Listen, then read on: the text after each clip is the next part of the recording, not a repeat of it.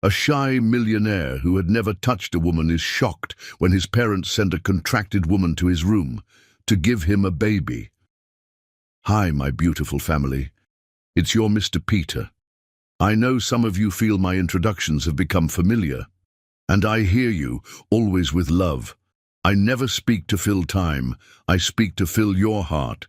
So today, I'll keep it simple. Just a prayer, from my soul to yours. May your heart feel held, even in silence. May peace follow you like a shadow. May joy knock gently, and may love walk in without asking, and may you always remember, you're not just watching a story, you're part of a family that loves you deeply. Now, my sweet family, please don't leave this story in the middle. Every second was written with you in mind, your heart, your life, your healing. Like, comment, and share if you feel anything from this story. And please tell me honestly, how did James do today? Your words guide us, your presence strengthens us. Let's begin. With all my love, always. Rod Turner had never touched a woman, not romantically, not intimately, not even a casual brush of fingers when passing someone on the street. At 28, he was worth $500 million and could buy anything in the world, except the courage to look a beautiful woman in the eye without his hands trembling. The contract on his mahogany desk changed everything. Surrogate Services Agreement, it read in cold, clinical typography, for the express purpose of producing an heir to the Turner family fortune. His parents had orchestrated this before leaving for their 6-month European expansion tour, setting everything in motion while Rod was distracted by a major software launch. Now someone was coming to his door. The soft chime of his private elevator sent ice through Rod's veins. He stood frozen in his home office, surrounded by the blue glow of computer screens that had been his constant companions. His fingers, usually so confident on keyboards, now trembled as he reached for his coffee mug. The ceramic slipped, shattering against the marble floor in a symphony of destruction that seemed to announce the end of his carefully constructed isolation. "Damn," he whispered, his voice rusty from conducting business meetings via video conference for the past month. His company ran smoothly through his brilliant team and automated systems, but Rod's personal isolation had grown worse since his parents left. The elevator chimed again, followed by the soft whisper of doors opening. Rod's heart hammered against his ribs as footsteps echoed across his foyer. Light, feminine steps that seemed to dance across the polished marble. His building's concierge had strict instructions to announce all visitors, but the contract had included override codes for this specific situation. "Mr. Turner." The voice was like warm honey poured over velvet, rich and melodious, with just a hint of nervousness that made something deep in Rod's chest tighten. "I'm Cheryl Stewart. I believe your parents arranged for me to come." Cheryl Stewart, the name from the contract, the woman hired to give him a child. Rod closed his eyes, fighting the panic that threatened to overwhelm him. His therapist had warned him this day would come, when his parents would stop accepting his excuses about focusing on business and start taking matters into their own hands. He just hadn't expected it to happen like this. "Mr. Turner," she called again, her voice closer now. "I know this is awkward, but perhaps we could talk. I drove all the way from Brooklyn in this storm." Something in her tone, a mixture of determination and vulnerability, made Rod open his eyes. Through the crack in his office door, he caught his first glimpse of her. She was breathtaking. Cheryl Stewart stood in his foyer like a goddess who had accidentally wandered into a tech mogul's sterile domain. Her natural hair framed a face that belonged in Renaissance paintings, high cheekbones, full lips that curved in an uncertain smile, and the most expressive brown eyes Rod had ever seen. She wore a simple black dress that hugged curves in all the right places, and when she shifted nervously from foot to foot, Rod felt something stir in him that he'd never experienced before. Raw electric attraction. His mouth went dry. His palms began to sweat. Every muscle in his body tensed as if preparing for flight, though he couldn't decide if he wanted to run toward her or away from her. "I know you're here," Cheryl said gently, setting a small purse on his coffee table. "Your parents explained that you're shy. I want you to know I'm not here to judge you or pressure you into anything you're not comfortable with." Rod pressed harder against the wall, wishing he could disappear entirely. How was he supposed to have a conversation with this woman? How was he supposed to look at her without stammering like a teenager? How was he supposed to explain that despite being worth $500 million, he'd never even held hands with a woman, let alone done what his parents were expecting him to do? "I have the contract here," Cheryl continued, pulling a manila folder from her purse. "It specifies a 6-month arrangement with specific expectations. But honestly, I'd rather just talk first, get to know each other before we worry about business arrangements." She moved further into his living room, and Rod watched her take in his space, the minimalist furniture, the wall of windows overlooking Central Park, the complete absence of personal touches that might indicate a human being actually lived here. Her expression was curious rather than judgmental, which somehow made everything worse. "I studied literature at Columbia," she said conversationally, as if she were chatting with an old friend rather than talking to an empty room. "I love books, rainy afternoons, and terrible romantic comedies. I'm probably the only person in New York who still writes in a paper journal instead of typing everything on a computer." Despite his terror, Rod found himself leaning closer to the door crack. Her voice was hypnotic, drawing him in despite every instinct screaming at him to hide. "I'm also broke," Cheryl admitted with a rueful laugh. "My mother has stage 3 cancer, and the medical bills are destroying our family. The contract offers enough money to save her life, which is why I'm here, Mr. Turner. Not because I'm some kind of professional. I'm just a graduate student, desperate enough to answer a very unusual classified ad." The honesty in her voice hit Rod like a physical blow. She wasn't here because she wanted to be. She was here because she needed to be, just like he was hiding because he needed to hide. Rod took a shaky breath and stepped away from the wall. His reflection in the window showed him what Cheryl would see if he revealed himself. A tall, lean man with dark hair that hadn't been cut in months, wearing a wrinkled Harvard t-shirt and jeans that had seen better days. He looked exactly like what he was, a reclusive millionaire who had forgotten how to interact with the world. "Miss Stewart," he said finally, his voice barely above a whisper. Cheryl turned toward the sound, her face lighting up with relief and something that might have been genuine pleasure. "There you are. Please call me Cheryl." Rod stepped into the doorway but remained frozen there, gripping the frame like a lifeline. When their eyes met across the room, something electric passed between them. A jolt of recognition that had nothing to do with the contract and everything to do with the way she looked at him.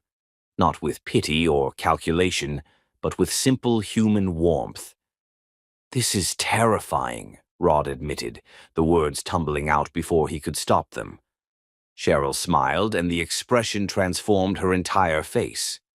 "For both of us," she agreed, "but maybe we could be terrified together. Over dinner. I noticed you have an amazing kitchen that looks like it's never been used." Despite everything, Rod felt his lips twitch upward in what might have been his first genuine smile in months. "I mostly order takeout," he confessed. "Perfect," Cheryl said, moving toward his kitchen with easy confidence. "I love to cook. Why don't you tell me what you like to eat, and I'll see what I can do with whatever's in your refrigerator."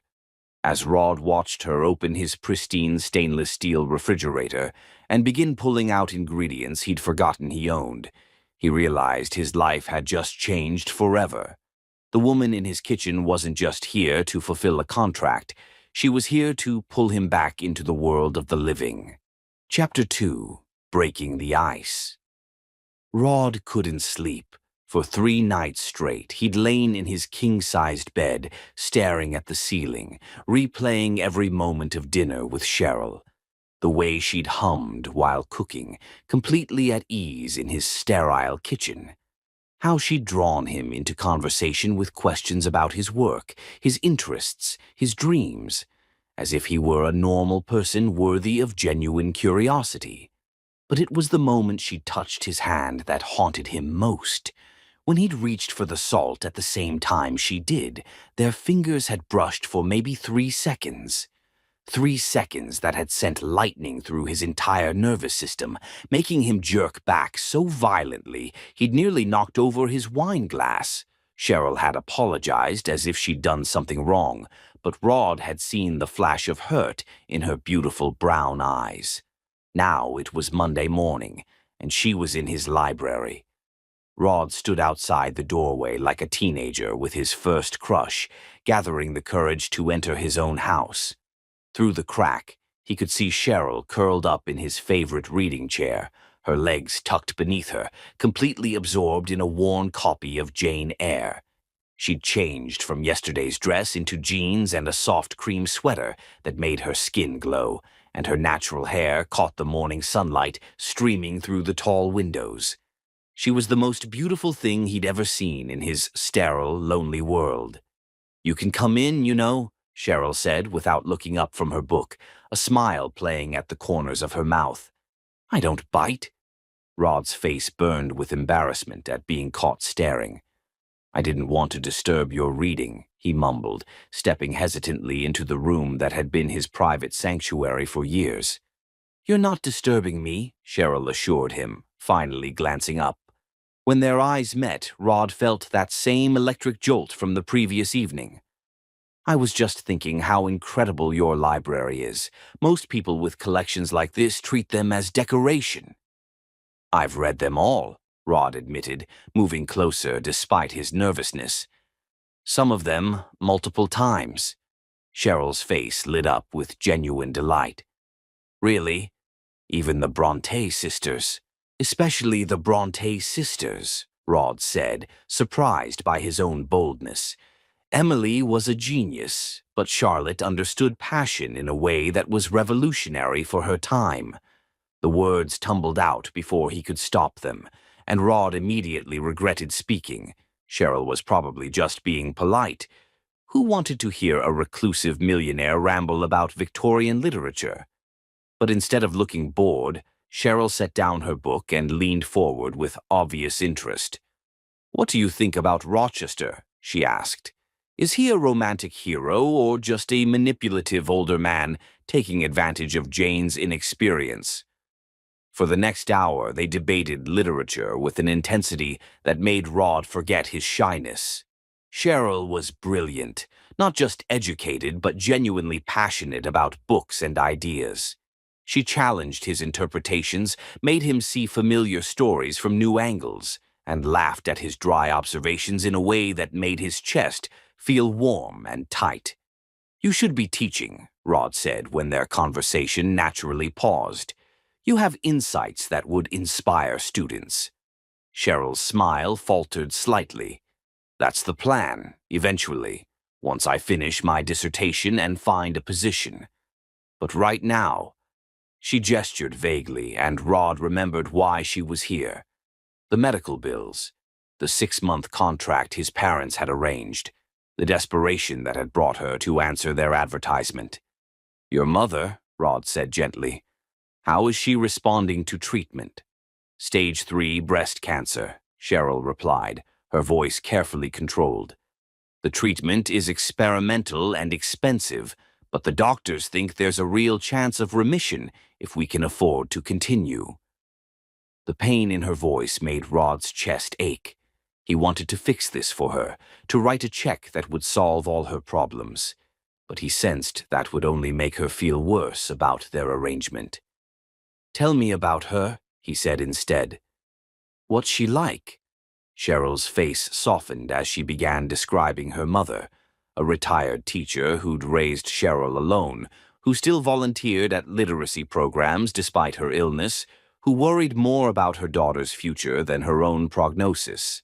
As she spoke, Rod found himself leaning closer, drawn not just by her words, but by the way her eyes sparkled when she talked about someone she loved.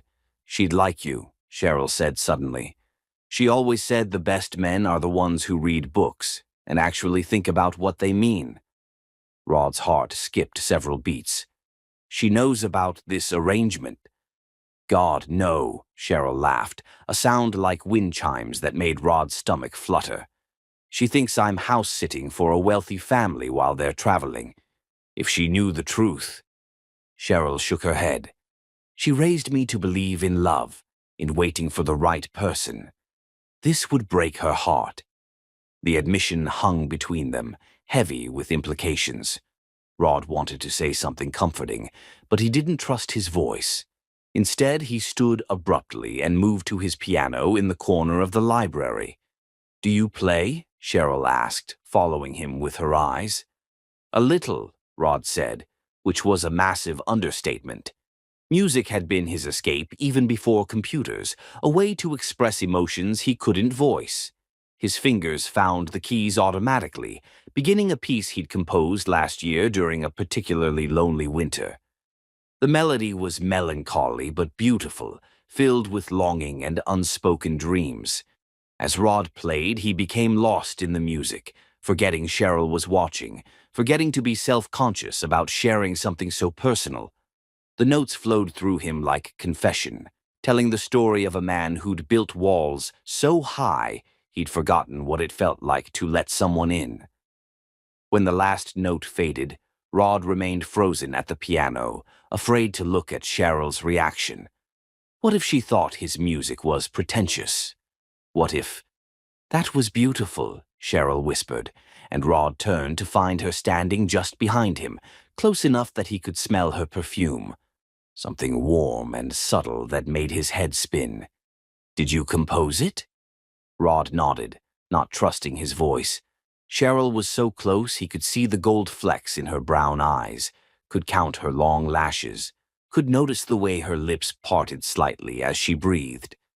"It sounded like loneliness," she said softly, "but also like hope, like someone waiting for something beautiful to happen." Their eyes locked, and Rod felt the air between them charge with electricity. Cheryl's gaze dropped to his mouth for just a second before meeting his eyes again, and Rod's heart hammered against his ribs. She was going to kiss him. He could see it in her expression, in the way she swayed slightly closer. Panic seized him. Rod jerked backward so violently that the piano bench scraped across the hardwood floor. I have work to do," he stammered, practically running from the room. Behind him, he heard Cheryl sigh, but she didn't follow. When he reached his office, Rod slammed the door and pressed his back against it, breathing hard. His entire body was shaking from that moment of almost contact, from the wanting that had nearly overwhelmed his fear. For the rest of the day, Rod hid in his office like a coward, ordering lunch to be delivered and communicating with Cheryl only through awkward text messages. But even with a door between them, he could feel her presence in his house like a beautiful disruption to his carefully ordered world. That evening, when he finally emerged for dinner, Cheryl acted as if nothing had happened. She'd cooked again, something that smelled incredible, and chatted easily about books, current events, anything except the moment by the piano when they'd almost crossed a line neither of them was ready to acknowledge. But Rod noticed the way she was careful not to touch him when passing dishes. He noticed how she kept her distance when they moved around the kitchen. Most of all, he noticed the hurt she was trying to hide behind her smile. As he lay in bed that night, staring at the ceiling again, Rod realized he was falling for Cheryl Stewart. The woman his parents had hired to give him an heir was becoming something far more dangerous, someone he actually cared about. And that terrified him more than anything else in his carefully controlled world. Chapter 3: Walls Coming Down. "You can't live your entire life in this penthouse," Cheryl announced on Thursday morning, standing in Rod's doorway with her hands on her hips and determination blazing in her eyes. "When's the last time you experienced unfiltered sunlight?" Rod looked up from his laptop, where he'd been hiding behind code for the past hour, trying not to think about how Cheryl's morning routine had become the highlight of his day. The way she hummed while making coffee, how she always saved him the last piece of toast, the unconscious grace with which she moved through his space as if she belonged there. I get plenty of vitamin D from supplements, Rod said weakly, minimizing the video conference window where his CTO was updating him on their latest project. His company's brilliant team had learned to function with his remote leadership style, but even they were starting to notice his increased distraction. And the UV rays are actually harmful to— "Get dressed," Cheryl interrupted, moving into his office with that confident stride that made his pulse quicken. "We're going to Central Park." "I don't do parks," Rod protested, even as his treacherous body responded to her proximity. She was wearing a sundress today, something yellow and flowing that made her skin glow like warm honey. Too many people, too many variables. "Exactly," Cheryl smiled, and Rod felt his resolve crumbling like a house of cards. "You need variables, Rod. You need chaos and noise, and the beautiful messiness of real life." 20 minutes later, Rod found himself walking down Fifth Avenue beside the most beautiful woman he'd ever seen, wondering how she'd managed to convince him to leave his sanctuary. The city assaulted his senses: car horns, construction noise, the smell of hot dogs and exhaust. But somehow, with Cheryl's hand tucked into the crook of his elbow, it felt manageable.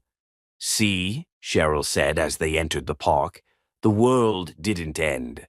Rod was about to reply when Cheryl suddenly stopped walking, her attention caught by an ice cream vendor. "Oh my God, it's been years since I've had a good ice cream cone. Do you want one?" Before Rod could protest that he didn't eat sugar or dairy or food from questionable street vendors, Cheryl was already ordering 2 cones of vanilla ice cream.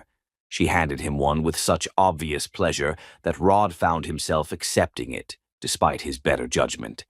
"Thank you," he said, unsure what to do with the rapidly melting dessert. Cheryl had no such hesitation.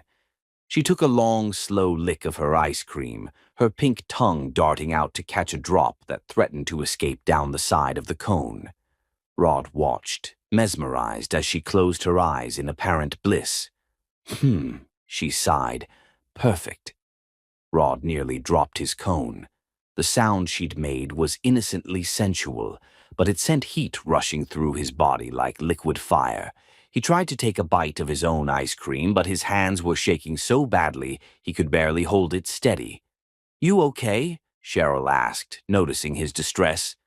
"Fine," Rod managed, his voice coming out rougher than intended. "Just not used to this." They found a bench overlooking the lake, and for the next hour, Cheryl entertained him with stories about her childhood in Detroit, her dreams of teaching, her mother's outrageous opinions about modern literature. Rod found himself laughing, actually laughing for the first time in months.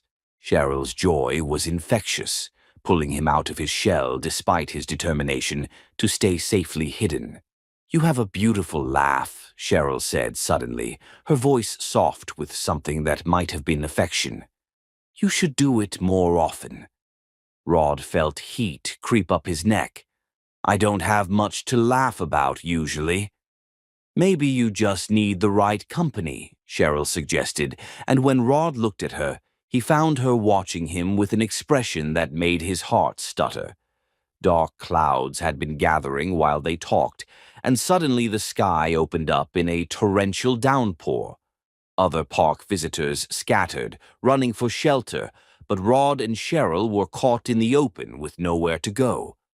"This way." Cheryl grabbed Rod's hand, pulling him toward a small pavilion 50 yards away. They ran through the rain together, Cheryl laughing like a child while Rod focused on the feel of her fingers interlaced with his. By the time they reached shelter, they were both soaked through. Cheryl's yellow dress clung to her curves, and her hair hung in dark tendrils around her face. She looked like a goddess emerging from a river, wild and beautiful, and completely unself-conscious. Rod, meanwhile, felt like a drowned rat. "That was amazing," Cheryl exclaimed, wringing water from her hair. "I love summer storms." Rod was staring. He couldn't help it. The wet fabric of her dress revealed the outline of her body in ways that made his mouth go dry and his blood burn. When Cheryl noticed his gaze, her cheeks flushed pink, but she didn't look away. "You're staring," she whispered. "I'm sorry," Rod started to say, but Cheryl stepped closer, cutting off his apology. "Don't apologize," she said softly. "I like the way you look at me." Rod's breath caught in his throat. They were only inches apart now, close enough that he could see water droplets clinging to her eyelashes, could feel the warmth radiating from her body despite the cool rain. His hands trembled with the urge to touch her, to brush those droplets away, to trace the curve of her cheek. "Cheryl," he whispered, her name a prayer on his lips. She moved even closer, rising on her tiptoes, her face tilted up toward his. "It's okay, Rod. You can touch me." For a moment, Rod was paralyzed by want. Every cell in his body screamed at him to kiss her, to finally cross the line they'd been dancing around for days. But then panic seized him again. What if he did it wrong? What if she realized how inexperienced he was? What if... A crack of thunder made them both jump, breaking the spell. Rod stepped back, running shaking hands through his wet hair. "We should go back," he said, his voice barely steady. "You'll catch cold." Disappointment flashed across Cheryl's face before she masked it with a smile. "Of course. You're probably right." The walk back to his building was quiet, both of them lost in their own thoughts. In the elevator, Rod stood as far from Cheryl as possible, not trusting himself to maintain control if she got too close again. But he could feel her watching him, could sense her hurt and confusion at his rejection. Back in the penthouse, Cheryl excused herself to change into dry clothes while Rod did the same. When they met again in the kitchen for dinner, both of them had retreated behind careful politeness, as if the moment in the pavilion had never happened. "I thought I'd make pasta tonight," Cheryl said, keeping her voice deliberately light. "Something simple." "That sounds perfect," Rod replied, grateful for the normalcy of routine. But cooking together proved to be its own form of torture. The kitchen forced them into close proximity, and every accidental brush of hands or arms sent electricity shooting through Rod's nervous system. When Cheryl needed something from the cabinet above his head, she had to reach across him, her breasts pressing briefly against his back. Rod bit back a groan, his knuckles white as he gripped the counter. "Sorry," Cheryl murmured, but her voice was breathless, and Rod could feel her trembling too. The real test came when Cheryl was making the sauce, and somehow managed to get flour in her hair. Without thinking, Rod reached up to brush it away, his fingers tangling in her soft curls. Cheryl went perfectly still at his touch, her eyes closing as if savoring the contact. "Rod," she whispered, and the way she said his name, like a prayer, like a plea, nearly shattered his control entirely. He was going to kiss her. Every rational thought fled his mind as he cupped her face in his hands, his thumbs stroking across her cheekbones. Cheryl's lips parted in invitation, her hands coming up to rest on his chest. Then the smoke alarm went off. They sprang apart, both of them breathing hard, as Cheryl rushed to turn off the burner where the sauce had begun to burn.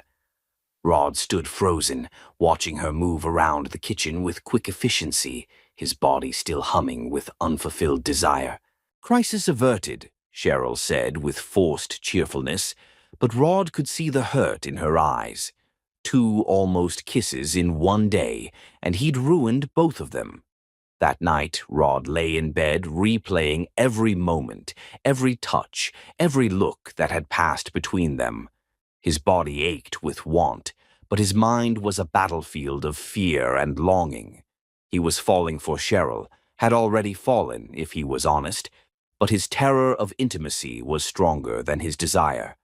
Down the hall, Cheryl was probably lying awake too, wondering why the man who looked at her like she was the most beautiful thing in the world kept pulling away every time she got close. Rod closed his eyes, knowing that tomorrow would bring more of the same exquisite torture. More moments of connection followed by his inevitable retreat. More proof that he was too damaged, too broken, to deserve someone as incredible as Cheryl Stewart. But God help him. He didn't want her to leave. Chapter 4. The First Touch. Rod woke to the sound of coughing. At first, he thought he was dreaming. In the week since their rain-soaked afternoon in Central Park, he'd become accustomed to the soft sounds of Cheryl moving through his penthouse, her morning humming, the gentle clink of dishes, the whisper of pages turning when she read in his library. But this was different. Harsh, painful coughs that seemed to tear from her throat. He found her in the kitchen, doubled over the sink, her body shaking with each violent spasm. She was still in her pajamas, a simple white cotton set that somehow looked elegant on her, but her usual grace was gone, replaced by the unsteady movements of someone fighting illness. "Cheryl?" Rod approached cautiously, his heart clenching at the sight of her distress. "Are you okay?" She turned toward him, and Rod felt his chest tighten with worry. Her beautiful brown eyes were glassy with fever, her cheeks flushed unnaturally bright against her dark skin. When she tried to speak, another coughing fit seized her, leaving her gasping for breath. "I'm fine," she managed to whisper, but the lie was obvious even to someone as socially inexperienced as Rod. "Just a little cold." "You're burning up," Rod said, and without thinking, he pressed the back of his hand to her forehead. The moment his skin touched hers, everything changed. The contact was electric, but not in the usual way that made him panic and retreat. This was different, protective, tender, necessary. Cheryl's skin was scorching beneath his fingers, confirming what he already knew. She had a serious fever, and she was trying to hide it from him. "You need to be in bed," Rod said firmly, surprised by his own authority. "Now?" "I was going to make breakfast," Cheryl protested weakly, but she swayed on her feet, and Rod instinctively reached out to steady her.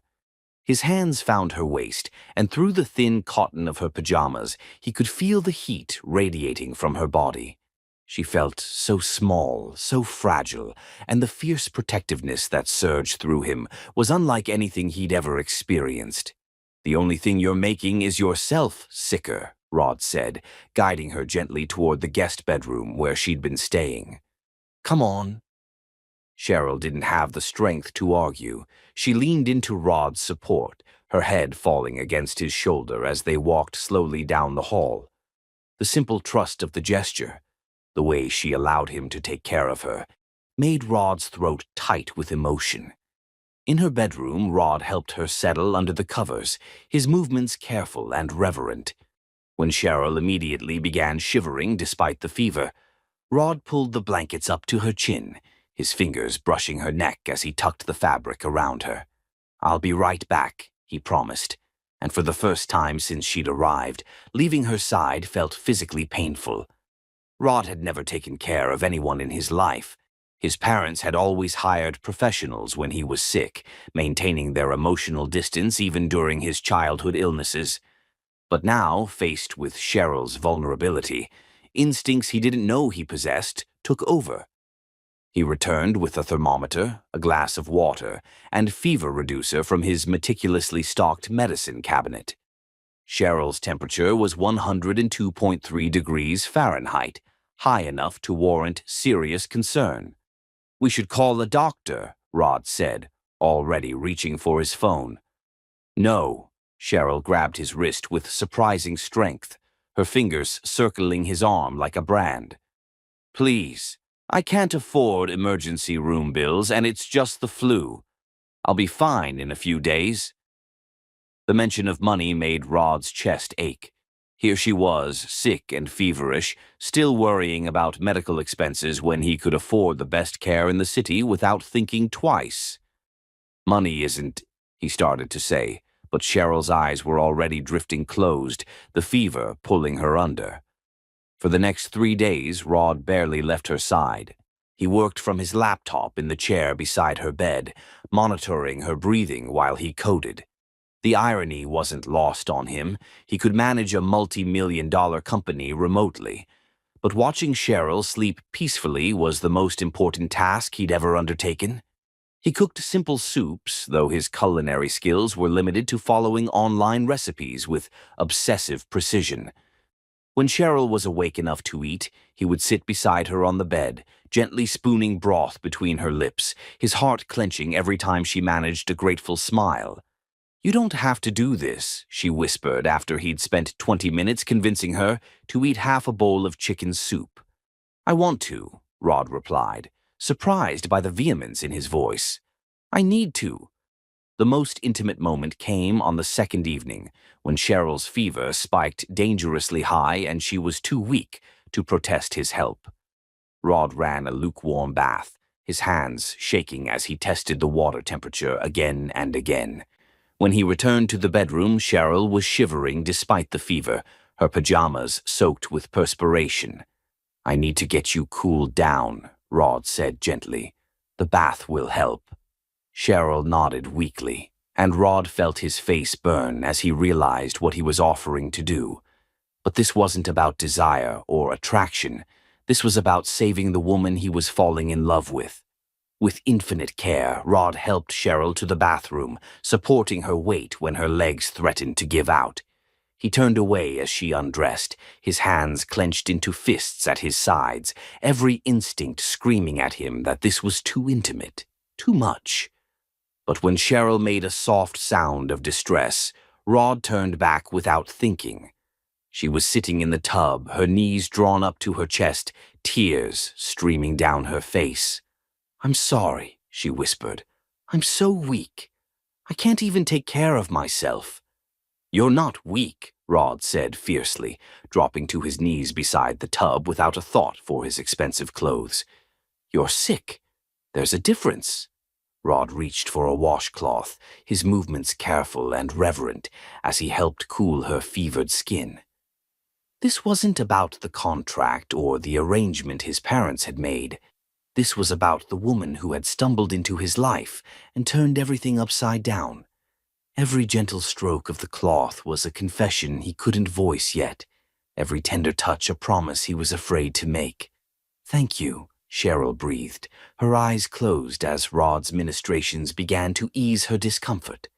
"Always," Rod replied without thinking, the words slipping out like a vow. He changed cool cloths on her forehead every hour, his hands growing more confident with each tender touch. During the long nights when Cheryl's fever made her restless and delirious, Rod would read to her from her favorite books, his voice steady and soothing, even when exhaustion made his eyes burn. On the second night, when Cheryl's fever spiked to 103.5, Rod thought he might lose his mind with worry. She was delirious, mumbling about her mother, about classes she needed to teach, about a contract she couldn't fulfill. Rod sat beside her in the dark, using a damp washcloth to cool her burning skin, whispering reassurances he hoped she could hear. "I'm here," he murmured, stroking the cloth along her temples, down her neck, across her shoulders with infinite gentleness. "You're safe. Just rest." When his fingers accidentally tangled in her hair, those beautiful curls damp with perspiration, Cheryl turned her face toward his touch with a soft sigh. Even in her fevered state, she seemed to find comfort in his presence. "Rod," she whispered, her voice barely audible. "I'm here," he repeated, setting aside the cloth to brush a curl away from her face. "What do you need?" "Don't leave," she pleaded, her hand searching blindly until it found his. "Please." Rod's breath caught as Cheryl's fingers intertwined with his. It was the first time she'd initiated contact, the first time he hadn't immediately pulled away. Her hand was small and warm in his, her grip surprisingly strong despite her illness. "I won't leave," Rod promised, settling more comfortably in his chair without breaking their connection. I'll stay right here." Cheryl's breathing gradually evened out, her grip on his hand relaxing as she slipped into deeper sleep.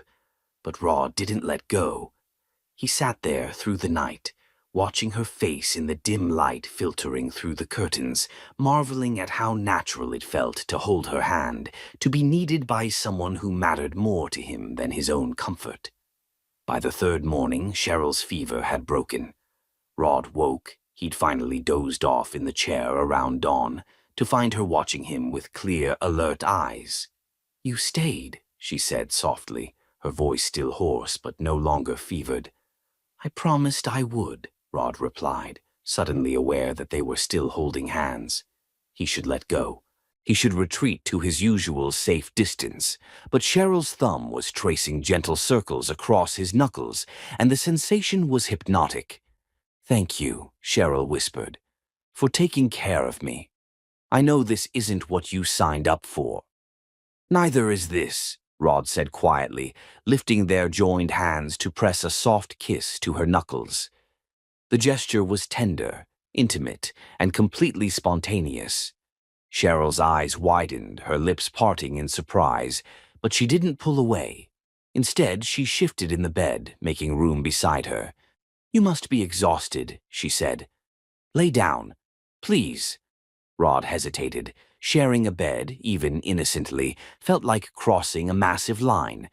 But the invitation in Cheryl's eyes was too compelling to resist. Carefully, still holding her hand, he stretched out on top of the covers beside her. They lay facing each other, their joined hands resting between them on the pillow.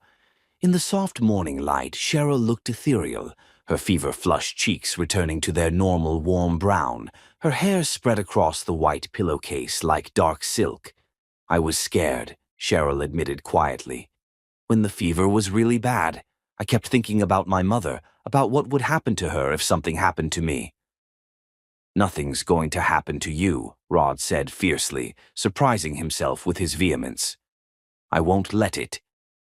Cheryl smiled, the expression soft and wondering.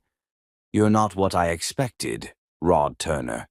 "What did you expect?" Rod asked, genuinely curious. "Someone cold, calculating, someone who saw this arrangement as purely transactional." Cheryl's thumb resumed its gentle stroking across his hand. "Instead, I found someone who plays beautiful music and reads poetry and stays up all night holding my hand when I'm sick." Rod felt heat rise in his cheeks. "I'm not good at this," he confessed, "at being close to people. You make me want to try, but I don't know how." "You're doing fine," Cheryl assured him, shifting slightly closer. "Better than fine." They talked quietly for another hour, about books, about music, about Cheryl's childhood and Rod's lonely adolescence. The conversation was intimate in a way that had nothing to do with physical attraction and everything to do with genuine connection. Rod found himself sharing things he'd never told anyone, drawn out by Cheryl's patient warmth and the safety of their joined hands. When Cheryl finally fell back asleep, Rod remained beside her, watching the peaceful rise and fall of her breathing. 3 days ago, touching her hand would have sent him into a panic. Now he couldn't imagine letting go. Something fundamental had shifted between them during her illness. The careful distance they'd maintained was crumbling, replaced by something deeper and more dangerous. Rod was falling in love with Cheryl Stewart, and for the first time in his life, his fear was losing the battle to his heart. As afternoon sun streamed through the windows, Rod closed his eyes and allowed himself to imagine a future where holding Cheryl's hand was just the beginning, where her gentle touch could heal more than just his fear of intimacy, where the woman hired to give him an heir might instead give him everything he'd never dared to hope for. Love. Chapter 5. Jealousy and Realization. Rod should have known something was wrong when James Mitchell knocked on his door unannounced on a Thursday evening. His business partner never visited the penthouse. Their meetings always took place in sterile conference rooms or over encrypted video calls. James preferred his relationships clean, professional and devoid of personal complications. But there he stood in Rod's foyer, impeccably dressed in a tailored suit that probably cost more than most people's cars, flashing the charming smile that had helped him close million-dollar deals and break countless hearts. "Surprise visit," James announced, brushing past Rod with his usual confidence. "I was in the neighborhood finalizing the Patterson deal and thought I'd see how the hermit was surviving in the real world. You've been dodging my calls for 2 weeks." He stopped mid-sentence when Cheryl appeared in the kitchen doorway. Rod watched in slow-motion horror as James's expression shifted from casual interest to predatory appreciation. Cheryl was wearing one of Rod's Harvard t-shirts over leggings, her hair pulled back in a messy bun, still slightly pale from her recent illness, but beautiful enough to stop traffic. She looked comfortable, domestic, like she belonged in Rod's space, which only made James's hungry stare more infuriating. "Well, well," James drawled, his voice taking on the smooth tone he used to seduce investors and women alike. "Rod, you didn't mention you had company." "James, this is Cheryl," Rod said stiffly, moving protectively closer to her. "Cheryl, my business partner, James Mitchell." Cheryl stepped forward with a warm smile, extending her hand in greeting. "Nice to meet you, James. Rod's told me so much about your work together." When James took her hand, Rod felt something dark and primitive claw at his chest. James didn't just shake Cheryl's hand. He held it, his thumb stroking across her knuckles in a gesture that made Rod's vision blur with rage. "The pleasure is entirely mine," James said, his eyes traveling appreciatively over Cheryl's face, down to where Rod's oversized shirt hinted at her curves. "And what brings such a beautiful woman to our Rod's fortress of solitude?" Rod clenched his fists, fighting the urge to physically remove James's hands from Cheryl. He'd never felt anything like this before, this burning, possessive fury that made him want to claim Cheryl in front of everyone, to mark her as his in ways that terrified and thrilled him. "I'm staying here temporarily," Cheryl replied diplomatically, gently extracting her hand from James's grip. "Rod's been incredibly kind." "I'm sure he has," James said with a knowing smirk that made Rod want to hit something. "Though I have to say, Rod, keeping such lovely company is quite unlike you. Usually you're allergic to anyone who doesn't communicate in binary code." The comment was meant to be playful, but Rod heard the underlying message loud and clear. What could someone like Cheryl possibly see in a socially awkward recluse like him? "Would you like some coffee?" Cheryl offered, apparently oblivious to the testosterone-charged atmosphere. "I was just making some." "I'd love some," James said smoothly. "And I'd love to hear more about what you do. You seem far too interesting to be hanging around with this antisocial genius." As Cheryl moved toward the kitchen, James followed, his gaze fixed on the sway of her hips beneath Rod's shirt. Rod trailed behind them, his hands shaking with suppressed rage as he watched James deploy his considerable charm. For the next hour, Rod endured the torture of watching James flirt with Cheryl. His business partner was everything Rod wasn't. Socially confident, naturally charming, able to make conversation flow as easily as breathing. He told amusing stories about their business ventures, complimented Cheryl's intelligence, and gradually drew her into animated discussion about literature and art. Worst of all, Cheryl seemed to be enjoying herself. She laughed at James's jokes, engaged with his questions about her studies, and appeared completely comfortable with his attention. Rod sat in his chair like a statue, watching the woman he was falling in love with be charmed by someone who could offer her everything he couldn't: ease, confidence, a normal relationship free from the complications of their arrangement. "We should all have dinner sometime," James suggested as the evening wound down. "I know a fantastic restaurant in Soho. Very romantic atmosphere." The way he looked at Cheryl when he said romantic made Rod's blood boil. "That sounds lovely," Cheryl began, but Rod cut her off. "Actually, we're quite busy," Rod said, his voice colder than he'd intended. "Cheryl has her studies, and I have several projects demanding my attention." James raised an eyebrow at Rod's tone, but his smile never wavered. "Of course, but surely even workaholics need to eat. Cheryl, perhaps you'd like to see some of the city while you're here. I'd be happy to show you around." The invitation was clearly meant for Cheryl alone, and the possessive fury that had been building in Rod's chest finally exploded. "She doesn't need a tour guide," Rod snapped, standing abruptly. "And I'm sure you have more important things to do than play tourist with my house guest." The silence that followed was deafening. James looked genuinely surprised by Rod's vehemence, while Cheryl stared at him with wide eyes, clearly taken aback by his jealous outburst. "Right," James said slowly, his sharp mind already processing the implications of Rod's possessiveness. "Well, it's getting late anyway. Cheryl, it was truly delightful meeting you. Rod, we'll talk soon." After James left, the penthouse felt charged with unspoken tension. Cheryl stood in the kitchen, her arms crossed, studying Rod with an expression he couldn't read. "That was rude," she said finally. "He was flirting with you," Rod replied, his voice rough with emotions he couldn't control. "So?"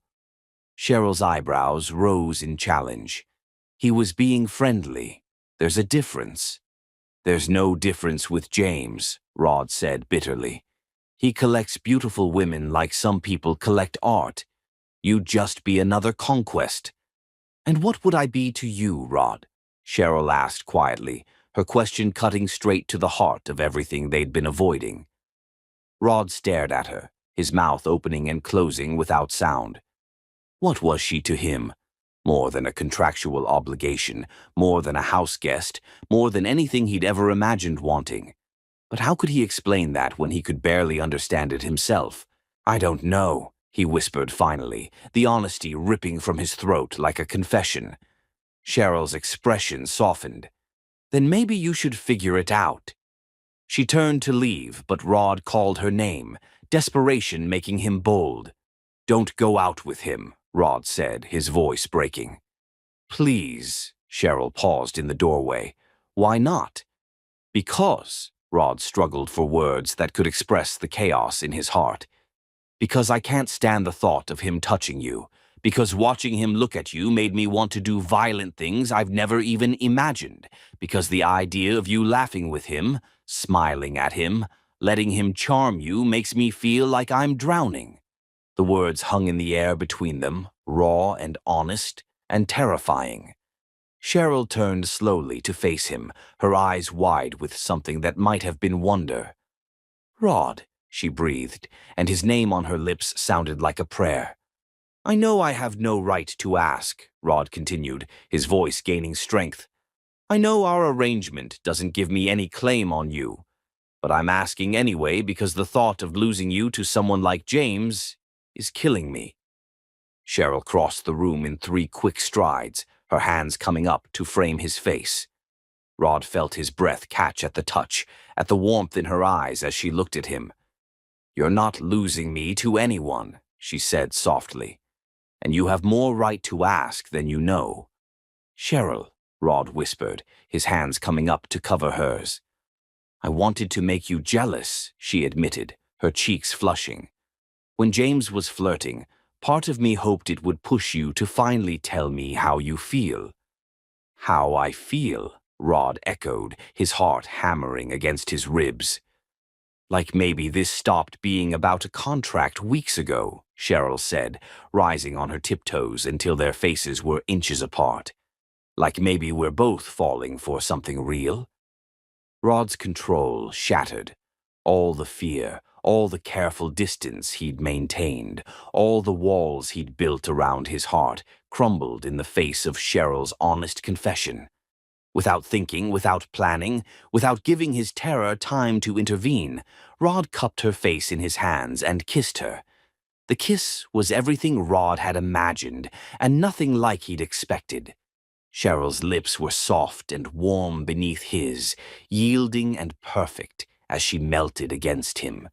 When she sighed into his mouth, opening for him, Rod felt like he was flying and falling simultaneously.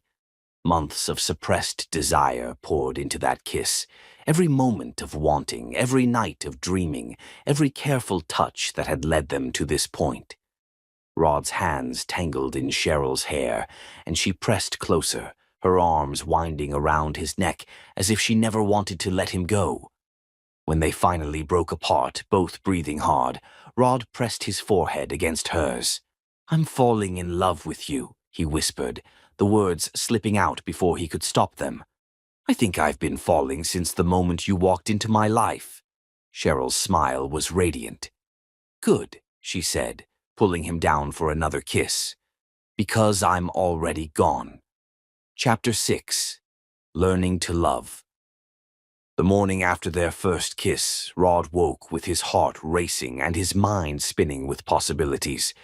For the first time in his adult life, he told someone he loved them. And she'd said it back. The memory of Cheryl's lips beneath his, the way she'd melted into his arms, the breathless confession they'd shared, played on repeat in his mind like his favorite song. But with the dawn came uncertainty. What did people do after they confessed their love? How was he supposed to act around Cheryl now that everything had changed? Rod found his answer when he entered the kitchen and saw Cheryl making coffee in one of his button-down shirts, her legs bare beneath the hem. She looked up when he appeared, and the radiant smile that spread across her face chased away all his doubts. "Good morning," she said softly, approaching him with none of the careful distance they'd maintained before. "Sleep well?" Instead of answering, Rod cupped her face in his hands and kissed her good morning, soft, sweet, and reverent. When they parted, Cheryl's eyes were bright with happiness. "Much better now," Rod murmured against her lips, marveling at how natural this felt, how right. "I have an idea," Cheryl said, her arms winding around his waist. "What if we had a proper date?" "Something normal couples do." The word couples sent a thrill through Rod's chest. "What did you have in mind?" "There's an art exhibition opening at the Met today," Cheryl said, her enthusiasm infectious. "Contemporary artists reimagining classical themes. It sounds perfect for someone who appreciates both innovation and tradition." Rod hesitated. The Metropolitan Museum meant crowds, strangers, the kind of social situations that usually sent him into panic attacks. But the hope in Cheryl's eyes made him want to be brave. "I'd like that," he said, surprised by his own conviction. "But first, let me make this official." That afternoon, Rod did something he'd never done in his adult life. He called a car service instead of hiding behind a computer screen. As they rode through Manhattan traffic, Cheryl's hand warm in his, Rod marveled at how different the city looked when you weren't afraid of it. The museum was crowded, just as Rod had feared, but something magical happened when they walked through the galleries together. With Cheryl beside him, her arm linked through his, the chaos became background noise. Her excitement was infectious as she led him from painting to painting, discussing technique and symbolism with the expertise of someone who genuinely loved art. "Look at this one," Cheryl said, stopping before a massive canvas that reimagined Botticelli's Venus as a modern black woman rising from urban waters. "The way she's merged classical beauty standards with contemporary social commentary is brilliant." Rod found himself studying the painting not just for its artistic merit, but for the way Cheryl's eyes lit up when she explained the symbolism. When she pointed out details in the brushwork, he moved closer, his chest pressed against her back, his chin resting on her shoulder. "You see that gold thread woven through her hair?" Cheryl asked, leaning back against him. Rod hummed, but he was more interested in the way Cheryl smelled, something floral and warm that made him want to bury his face in her neck.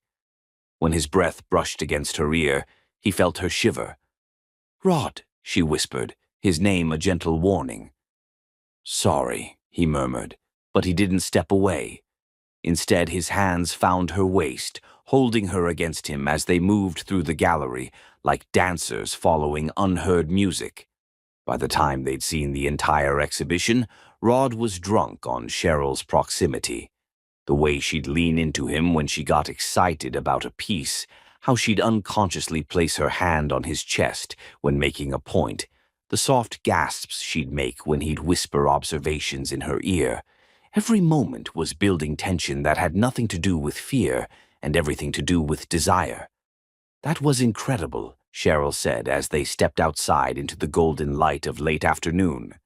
"Thank you for coming with me." "Thank you for showing me," Rod replied. "I've been to museums before, but I've never seen them through your eyes." They decided to walk back toward his building, taking their time through Central Park as the sun set behind the trees. Other couples strolled the paths around them, and for the first time in his life, Rod felt like he belonged among them. "Tell me something," Cheryl said as they found a bench overlooking the lake. "What's your favorite part of building software?" Rod considered the question, surprised by how personal it felt. "The moment when all the pieces finally work together," he said. "When you've been struggling with a problem for days and suddenly the solution appears, and it's more elegant than anything you could have planned." "Like magic," Cheryl said, understanding immediately. "Exactly like magic," Rod agreed. "What about you? What's your favorite part of literature?" "The way words can make you feel less alone," Cheryl said without hesitation.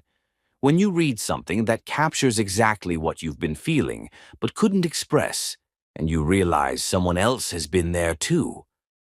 Rod turned to study her profile in the fading light. "Is that why you want to teach?" "Partly," Cheryl nodded. "I want to help students discover that connection, that sense of recognition that makes you feel seen." "You make me feel seen," Rod said quietly, the confession slipping out before he could stop it. Cheryl turned to face him fully, her expression soft with emotion. "You make me feel brave," she replied, "like I can be completely myself without apology." The honesty of the moment hung between them, beautiful and fragile. Rod reached up to stroke her cheek, his thumb tracing the curve of her smile. "I want to take you somewhere special," he said suddenly. "Where?" Rod stood, extending his hand. "Trust me." 20 minutes later, they were standing on the rooftop of his building, the city spread out below them like a constellation of dreams. Rod had arranged for dinner to be set up there, candles, flowers, her favorite wine, all orchestrated with the efficiency that made him successful in business, but applied now to romance. "Rod," Cheryl breathed, her eyes wide with wonder, "this is beautiful." "Not as beautiful as you," Rod said, the words feeling natural instead of terrifying. They ate dinner as the stars appeared overhead, talking about everything and nothing, their conversation flowing like music. When a slow song drifted up from a wedding reception in the building next door, Rod stood and extended his hand. "Dance with me," he said. "Here?" Cheryl asked, but she was already rising to meet him. "Here," Rod confirmed, pulling her into his arms. They swayed together in the candlelight, Cheryl's head resting on Rod's shoulder, their bodies fitting together like pieces of the same puzzle. Rod had never danced with anyone before, but with Cheryl in his arms, he felt like he could do anything. "This is perfect," Cheryl murmured against his neck. Rod spun her gently, then pulled her back against his chest, both of them laughing at his clumsy technique. When the song ended, they stayed wrapped in each other's arms, neither wanting the moment to end. "Cheryl," Rod said softly, his hands framing her face in the starlight. "Yes." "I'm going to kiss you now," he whispered, "and I'm not going to stop because I'm scared." "Good," Cheryl breathed, rising on her tiptoes to meet him halfway. This kiss was different from their first, deeper, more confident, full of promise.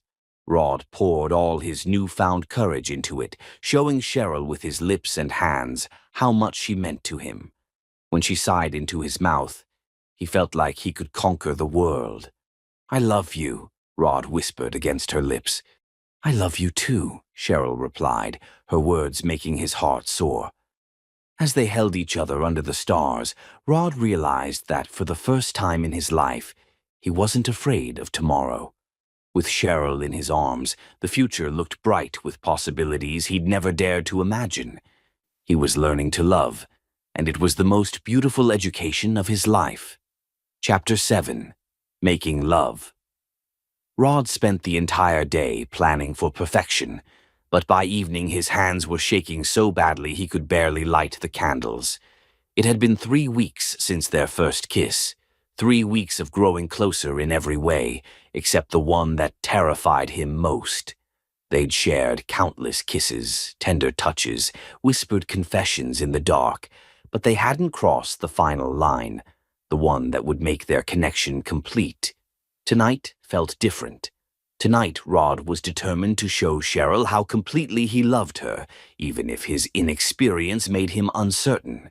The penthouse terrace had been transformed into something from a fairy tale. Hundreds of white candles flickered in glass hurricanes, creating pools of golden light against the Manhattan skyline. Rose petals scattered across the dining table caught the flames like captured starlight, and the soft melody of a string quartet drifted up from the courtyard below. Rod checked his watch for the 10th time in 5 minutes. Cheryl was getting ready in her room, giving him time to prepare their dinner. Though prepare was a generous term for what amounted to arranging takeout from the city's most exclusive restaurant onto proper china. "Rod?" Cheryl's voice came from behind him, soft and wondering. He turned, and his breath caught in his throat. Cheryl stood in the doorway, wearing a flowing dress in deep midnight blue that seemed to capture starlight in its folds. The fabric hugged her curves before falling in elegant waves to her ankles, and her hair was swept up in a style that left her neck gracefully exposed. But it was her eyes that stopped his heart, warm and bright with love, with trust, with the same nervous anticipation that was making his pulse race. "You're beautiful," Rod whispered, the words inadequate but heartfelt. "So are you," Cheryl replied, her gaze taking in the candlelit terrace, the rose petals, the obvious care he'd put into every detail. "Rod, this is incredible."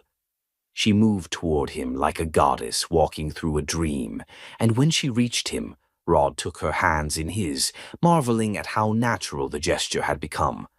"I wanted tonight to be special," he said, his voice rough with emotion. "I wanted you to know how much you mean to me." "I already know," Cheryl assured him, rising on her tiptoes to brush a soft kiss across his lips. "But show me anyway." Dinner was a blur of soft conversation and heated glances. Rod found himself unable to concentrate on the exquisite food, too distracted by the way candlelight played across Cheryl's skin, the way her lips curved when she smiled, the way her eyes seemed to hold promises that made his blood burn. "You're staring," Cheryl said softly when they'd finished eating. "I can't help it," Rod admitted. "I keep thinking I'm dreaming, that any moment I'll wake up and you'll be gone." Cheryl stood and moved around the table to him, her hands coming to rest on his shoulders. "I'm not going anywhere," she said, her voice gentle but certain. "I'm exactly where I want to be." Rod rose to meet her, his arms circling her waist as if he could anchor her to him through touch alone. When he kissed her, it was with all the passion he'd been holding back, all the love he'd been afraid to show. Cheryl melted against him, her soft moan making him dizzy with want. "Cheryl," he breathed against her lips, his hands tangling in her hair. "I know," she whispered back, understanding without words what he was asking, what he needed. "I want this too. I want you." Rod's control snapped. He lifted Cheryl easily, carrying her inside to his bedroom as she laughed softly against his neck. He'd imagined this moment countless times, but nothing had prepared him for the reality of having her in his arms, willing and wanting and trusting him with her heart. In his bedroom, Rod set Cheryl down gently beside his bed, his hands trembling as they framed her face. "I've never," he began, then stopped, embarrassment flooding his cheeks. "I know," Cheryl said softly, her hands covering his. "We'll go slow. We'll figure it out together." The simple acceptance in her voice undid him. Rod kissed her with desperate gratitude, pouring all his love and fear and desire into the contact. When Cheryl's hands moved to the buttons of his shirt, he held his breath, letting her undress him with gentle reverence. "You're beautiful," Cheryl whispered, her hands exploring the planes of his chest, the lean strength of his arms. Rod had always thought of his body as simply functional, but under Cheryl's admiring gaze, he felt transformed. When it was his turn to undress her, Rod's fingers shook as he slowly lowered the zipper of her dress. The fabric whispered to the floor, revealing skin that glowed like warm honey in the candlelight. Cheryl was perfect, curves and softness and feminine strength that made Rod's mouth go dry with wanting. "Touch me," Cheryl said softly, guiding his hands to her waist, her shoulders, showing him how to worship her body with gentle strokes. Rod learned quickly, his touch growing more confident as Cheryl's soft gasps and sighs told him what she liked. When he kissed her neck, she arched against him. When his hands traced the curve of her spine, she trembled. When he whispered her name like a prayer, she pulled him closer. They moved to the bed together, skin against skin, hearts beating in synchrony. Rod had read about intimacy, had seen movies, had imagined what this might be like, but nothing had prepared him for the overwhelming reality of Cheryl beneath him, around him, welcoming him into her body and her heart. "Are you okay?" Cheryl asked when Rod hesitated, his body trembling with the effort of control. "More than okay," Rod breathed, his voice thick with emotion. "I love you so much it terrifies me." "Don't be terrified," Cheryl said, her hands stroking his face, his shoulders, grounding him in the moment. "This is beautiful. We're beautiful." When they finally joined together, Rod thought he might die from the intensity of it. Cheryl was warm and perfect around him, her body accepting his with a sweetness that brought tears to his eyes. They moved together, slowly at first, learning each other's rhythms, discovering what made each other gasp and sigh and cry out with pleasure. "Like this?" Rod asked, his voice strained as he tried to give her everything she needed. "Perfect," Cheryl breathed, her legs wrapping around his waist, pulling him deeper. "You're perfect." The praise undid him. Rod buried his face in Cheryl's neck, breathing in her scent as their bodies found their rhythm. Every stroke, every touch, every whispered endearment was a revelation. This was what he'd been missing, what he'd been afraid of, what he thought he could never have. Love. Connection. The miraculous joining of two hearts and bodies that created something greater than either could achieve alone. When Cheryl's breathing grew ragged, when her fingers dug into his shoulders, and she called his name like a prayer, Rod felt his own control shatter. They climbed together towards something beautiful and overwhelming, their bodies and hearts perfectly synchronized. "Rod," Cheryl gasped, her back arching as pleasure overwhelmed her. "I love you. I love you," Rod replied, and then he was falling, flying, drowning in sensation and emotion as he followed her over the edge. Afterward, they lay tangled together in the candlelight, their breathing slowly returning to normal. Rod held Cheryl against his chest, his hands stroking her hair, still amazed that this beautiful, incredible woman had chosen him. "That was," Rod began, then stopped, overwhelmed by the inadequacy of words. "Perfect," Cheryl finished, lifting her head to smile at him. "You were perfect." "I was terrified," Rod admitted, his honesty making Cheryl's expression soften. "I know," she said, pressing a gentle kiss to his chest. "But you were brave. You trusted me, and you let me love you." "How could I not?" Rod asked, his arms tightening around her. "You make me want to be brave." You make me want to be everything I never thought I could be." They talked softly as the candles burned lower, their voices mixing with the distant sounds of the city. Rod traced patterns on Cheryl's skin, marveling at the way she shivered under his touch, at how natural it felt to hold her, to love her, to be loved in return. "What are you thinking?" Cheryl asked, noticing his contemplative expression. "That I spent 28 years thinking I was broken," Rod said quietly. "That I could never have this, never deserve this. And then you walked into my life and showed me that love isn't about being perfect. It's about being real." "You were never broken," Cheryl said fiercely, her hands cupping his face. "You were just waiting for the right person to show you how incredible you are." Rod kissed her then, soft and sweet and full of promise. As they settled into sleep, their bodies entwined, Rod realized that for the first time in his life, he wasn't afraid of tomorrow. With Cheryl in his arms, the future looked bright with possibilities he'd never dared to imagine. He'd found love, and it had transformed him completely. Chapter 8. Complications.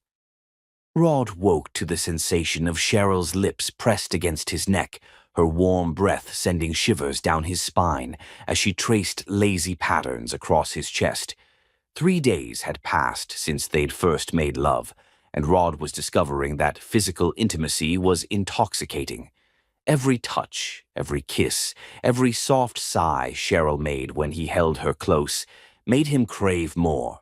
"Good morning," Cheryl murmured against his skin, her voice husky with sleep and desire. "Very good morning," Rod replied, his hands finding the curve of her waist beneath the sheets.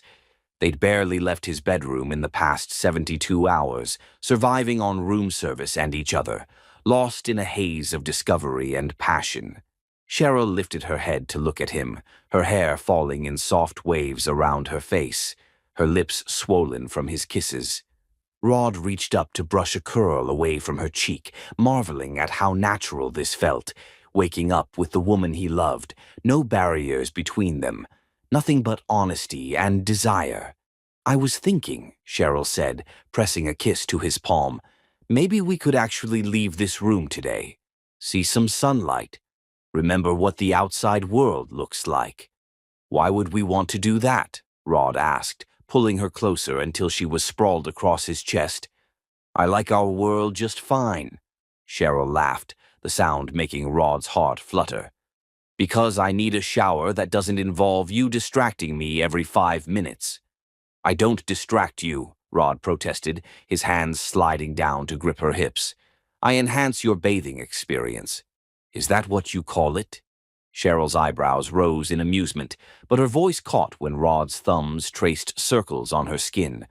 "Rod, I'm serious. We should—" She was interrupted by Rod's mouth finding that sensitive spot on her neck, the one that made her arch against him and forget whatever practical thing she'd been about to say. "What were you saying?" Rod murmured against her skin, his lips trailing down to her collarbone.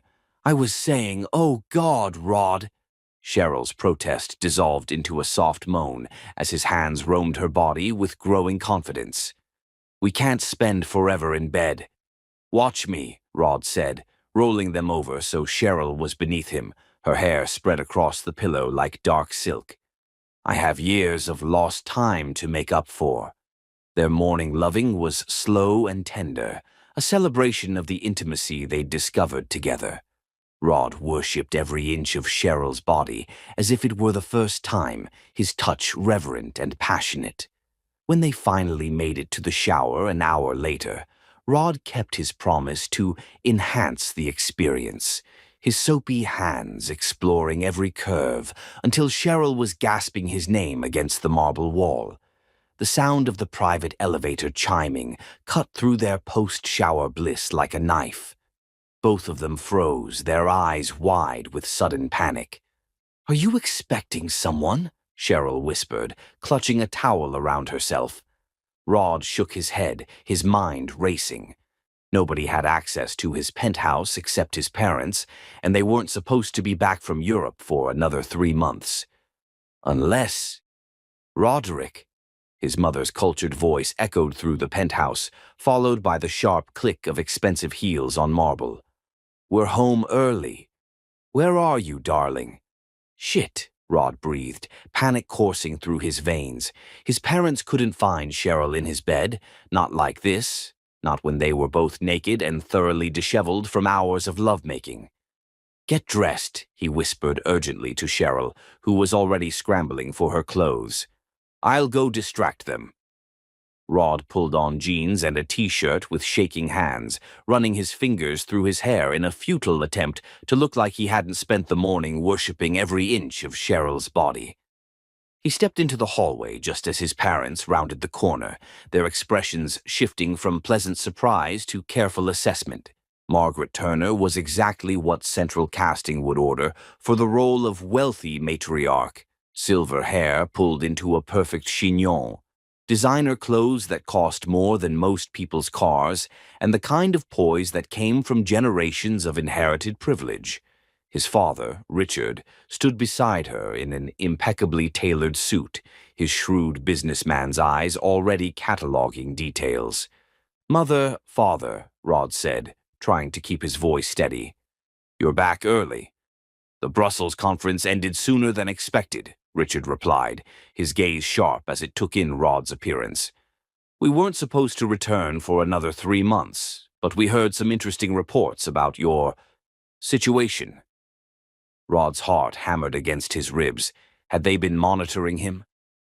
Of course they had.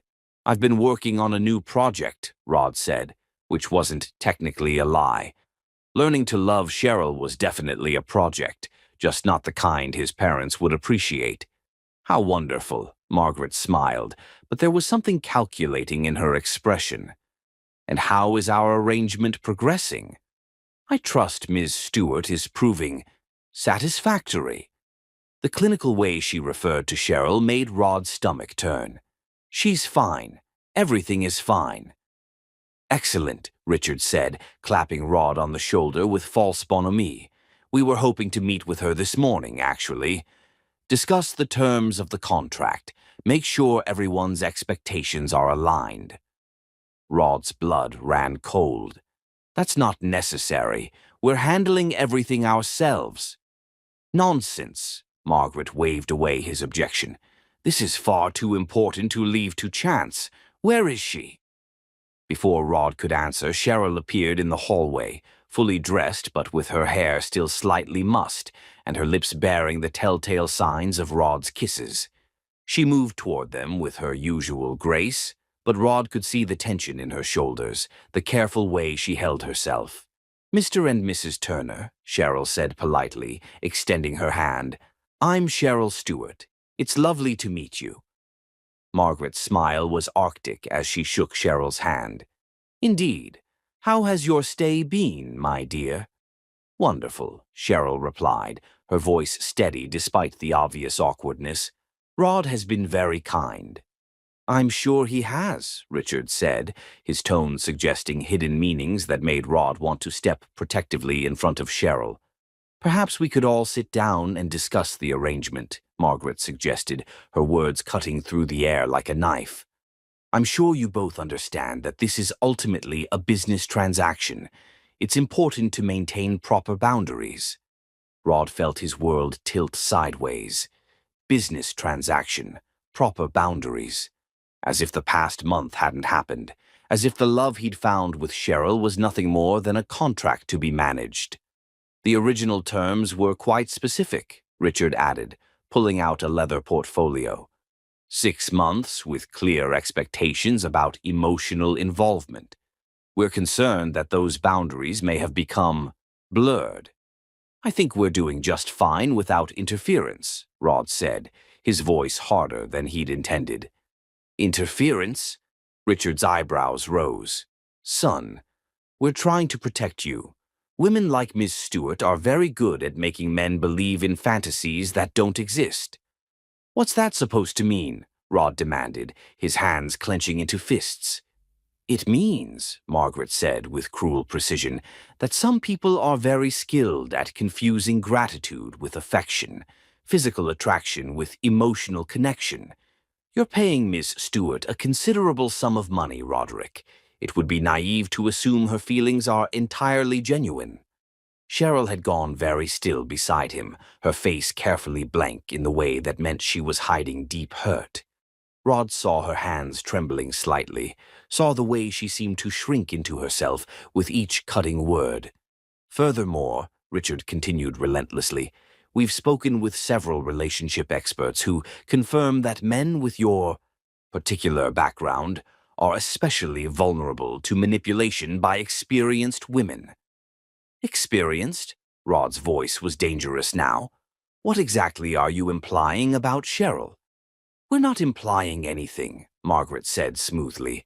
We're simply stating facts. Ms. Stewart answered a very specific advertisement. She needed money desperately. She moved into your home and, quite conveniently, managed to seduce a man who had never been intimate with anyone before. The progression seems rather calculated. The words hit Rod like physical blows. He turned to look at Cheryl, who had gone even paler, her eyes bright with unshed tears. For a terrible moment he saw her through his parents' eyes. A woman who needed money desperately enough to answer their advertisement. A woman who'd had every reason to make him fall in love with her, to secure her position and increase her payout. That's not true, Rod said, but his voice cracked on the words, and he hated the doubt that was already creeping into his mind like poison. Isn't it? Margaret asked gently, as if she were speaking to a child. You've always been isolated, darling. You have no experience with women, no way to judge whether someone's feelings are real or merely professional. That's not true, Rod said, but his voice cracked on the words, and he hated the doubt that was already creeping into his mind. Isn't it? Margaret asked gently, as if she were speaking to a child. You've always been isolated, darling. You have no experience with women, no way to judge whether someone's feelings are real or merely professional. Stop, Cheryl said quietly, her voice steady but her hands trembling. Please don't do this. We're not doing anything except looking out for our son's best interests, Richard replied. This arrangement was supposed to be simple, a contractual obligation. Nothing more. Nothing more, Rod repeated numbly, the words echoing in his head like a curse.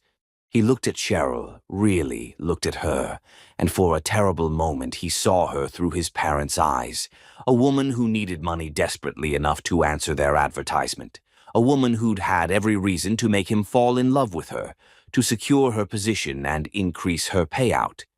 Rod, Cheryl said softly, reaching for his hand, but he pulled away before she could touch him. The hurt that flashed across her face was so profound that Rod immediately regretted the gesture, but the damage was done. His parents had planted the seed of doubt, and now it was growing like poison in his chest. Perhaps Ms. Stewart would like some time to consider whether she wants to continue with the original arrangement, Margaret suggested with false kindness, or if she'd prefer to pursue other opportunities. Cheryl stood abruptly, her dignity intact even as her world crumbled around her. I should go, she said quietly. This was a mistake. Cheryl, wait, Rod called as she turned to leave, but she was already walking away, her spine straight and her head held high. Rod started to follow her, but his father's hand on his arm stopped him. Let her go, son, Richard said gently. If her feelings were real, she would have stayed to fight for you. The fact that she's running proves our point. For the next hour, Rod paced his penthouse like a caged animal, while his parents systematically dismantled everything he thought he knew about his relationship with Cheryl. They presented bank records showing her family's desperate financial situation, psychological profiles about how isolation made him vulnerable to manipulation, even testimonials from other wealthy men who'd been taken advantage of by women in desperate circumstances. But as Rod listened to their clinical dissection of his love affair, he realized they were wrong about one crucial thing. Cheryl wasn't running because her feelings weren't real. She was running because they were, and the thought of staying to defend a love that had just been called into question was too painful to bear. By the time Rod understood that, by the time he pushed past his parents' protests and reached the guest room, Cheryl was gone. Her clothes, her books, every trace of her presence had vanished as if she'd never been there at all, except for the lingering scent of her perfume and the hollow ache in Rod's chest where his heart used to be. He'd found love, and in the space of an hour he'd lost it again, not to circumstance or fate, but to the poisonous doubt his parents had injected into his veins. Standing in the empty room that had been Cheryl's sanctuary, Rod realized he'd made the biggest mistake of his life, and he had no idea how to fix it. The woman he loved was gone, and this time it was entirely his fault. Chapter 9. The Choice. For 3 weeks, Rod lived in hell. He threw himself into work with manic intensity, coding 18-hour days until his eyes burned and his hands cramped. He took meetings with investors, launched new projects, made millions of dollars that meant absolutely nothing without Cheryl there to share his victories. His penthouse felt like a mausoleum, every room echoing with memories of her laughter, her touch, her presence that had transformed his sterile world into something warm and alive. His parents were pleased with his return to focus, praising his dedication to business while carefully avoiding any mention of Cheryl's name. But Rod saw through their satisfaction to the calculation beneath. They believed they'd won, that they'd successfully separated him from what they viewed as a dangerous distraction. They had no idea that every moment without Cheryl was killing him slowly from the inside. Rod had tried to find her, hiring the best private investigators money could buy, but Cheryl had vanished completely. She'd closed her bank accounts, abandoned her apartment, and dropped out of university. She was living entirely on cash, staying in places that didn't require credit checks or background verification. She didn't want to be found, and Rod couldn't blame her. He'd failed her when she needed him most, let his parents' poison infect the most beautiful thing that had ever happened to him. But 3 weeks of agony had crystallized one absolute truth. He loved Cheryl Stewart more than he feared his parents' disapproval, more than he needed their money or approval, more than he valued his own safety and comfort. He was going to find her, and he was going to spend the rest of his life making up for the moment he doubted her love. "We need to talk," Rod announced, striding into his father's study where both parents were reviewing quarterly reports over breakfast. Richard Turner looked up with mild surprise. "Of course, son. What's on your mind?" "I'm calling off the arrangement," Rod said without preamble. "All of it. The contract, the expectations, everything." Margaret's coffee cup rattled against its saucer. "Roderick, what are you talking about?" "I'm talking about choosing love over obligation," Rod replied, his voice steady with conviction. "I'm in love with Cheryl Stewart, and I'm going to marry her. Not because of some contract you arranged, but because she's the best thing that's ever happened to me." The silence that followed was deafening. Rod's parents exchanged a look that was part shock, part disappointment, and part calculation.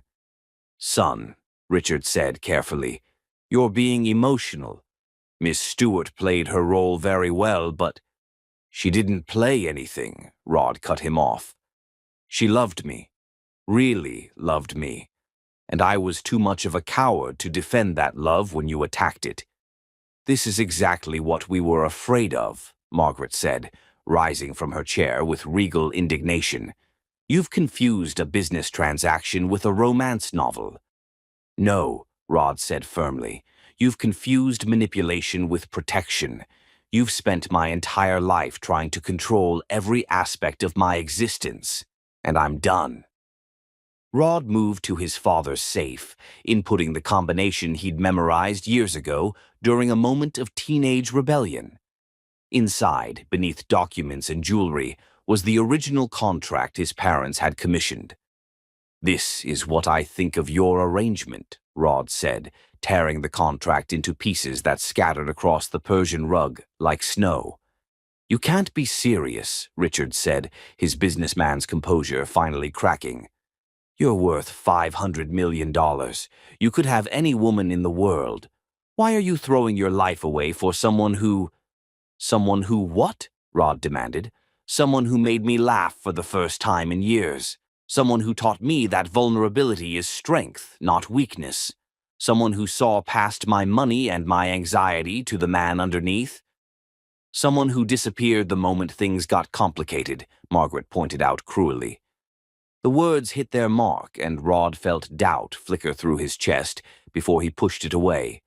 She left because I made her feel like her love wasn't wanted, like it wasn't real. That's on me, not her. Rod headed for the door, but his father's voice stopped him cold.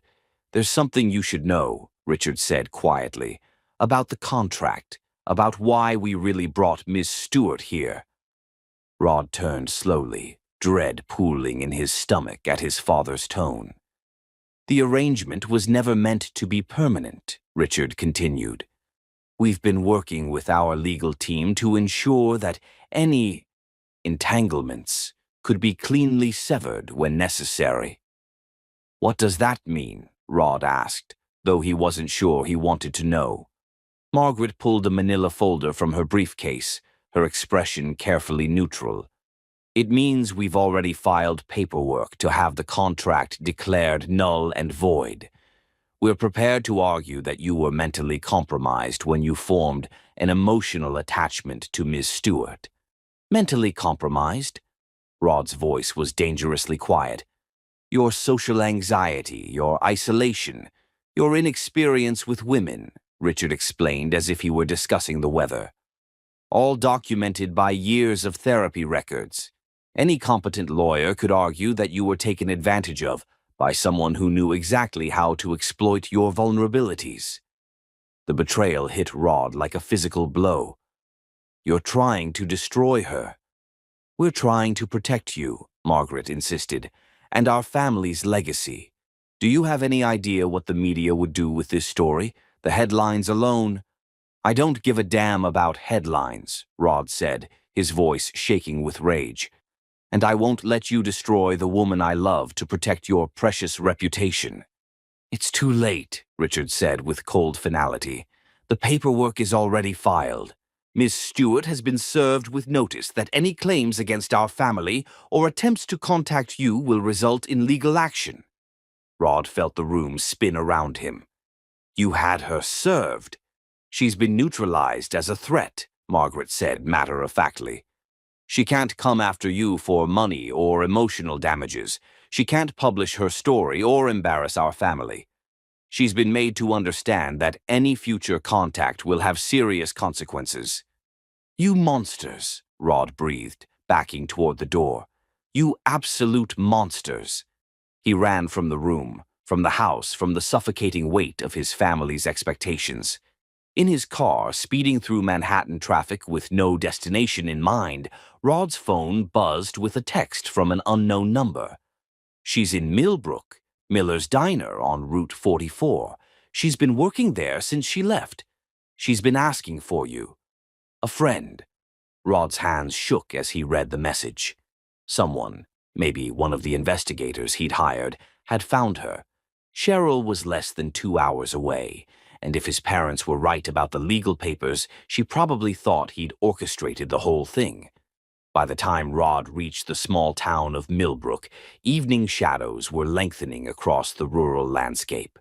Miller's Diner was exactly what he'd expected, a classic small-town establishment with checkered floors and neon signs advertising pie. Through the window he could see her. Cheryl was wearing a simple uniform, her hair pulled back in a ponytail, moving between tables with the same grace that had first captivated him. But even from a distance, Rod could see the changes. She looked thinner, tired, and there was a careful distance in her interactions with customers that spoke of someone guarding herself against further hurt. When the diner's bell chimed his entrance, every conversation stopped. Small towns notice strangers, especially ones arriving in expensive cars wearing designer clothes. But Rod only had eyes for Cheryl, who had frozen by a corner booth, her face cycling through shock, joy, and fear in rapid succession. "Cheryl," he said, her name a prayer on his lips. She set down the coffee pot she'd been holding with shaking hands. "You shouldn't be here." "I know about the legal papers," Rod said, moving toward her despite the curious stares of other customers. "I know what my parents did. I had nothing to do with it." "Rod, please," Cheryl's voice was barely a whisper. "I can't. This is exactly what they said would happen if I tried to contact you." "I don't care what they said," Rod replied, close enough now to see the tears gathering in her eyes. "I'm here because I love you, because I've spent 3 weeks in hell realizing that choosing my parents over you was the biggest mistake of my life." Cheryl looked around the diner, aware of the audience they'd gained. "Not here. Please."